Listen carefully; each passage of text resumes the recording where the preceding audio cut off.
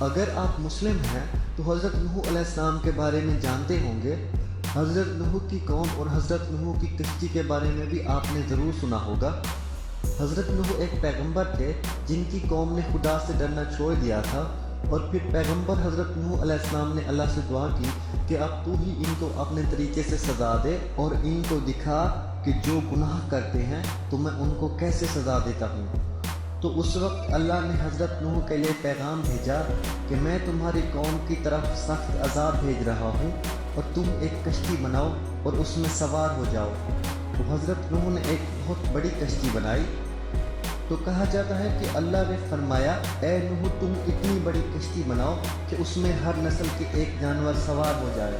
تو حضرت نوح نے ایک ایسی ہی کشتی بنائی اور اس میں ہر نسل کے جاندار سوار ہوئے، جن میں ہر نسل کے ایک نر اور ایک مادہ شامل تھے۔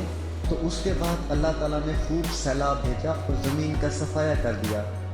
کہا جاتا ہے کہ اللہ نے اتنا سیلاب بھیجا کہ زمین پر ایک بھی جانور زندہ نہ رہا۔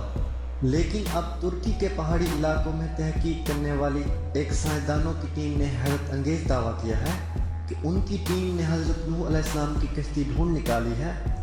رپورٹ کے مطابق سائنسدانوں کی ٹیم کے سربراہ پروفیسر پال نے بتایا کہ تاریخی دریافت ترکی کے پہاڑی سلسلوں کوہ میں کی گئی ہے۔ پروفیسر پال نے تفصیلات بتاتے ہوئے کہا کہ ہمیں کوہ کے پہاڑی سلسلوں میں کچھ ایسے آثار ملے ہیں جنہیں صرف حضرت نوح علیہ السلام کی کشتی کی باقیات قرار دیا جا سکتا ہے۔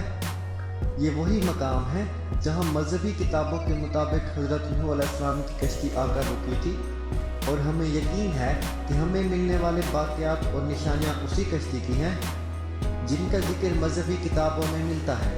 ہم نے مزید تحقیقات کے لیے اور ٹیمیں روانہ کر دی ہیں اور توقع کرتے ہیں کہ آنے والے دنوں میں اس سلسلے میں مزید اہم انکشافات سامنے آئیں گے۔ پروفیسر پال نے بتایا کہ ہمیں جو چیز وہاں سے ملی ہے ان کی مزید معلومات کر رہے ہیں، اور اس کے بارے میں جو بھی کچھ پتہ چلے گا ہم میڈیا کو ضرور بتائیں گے۔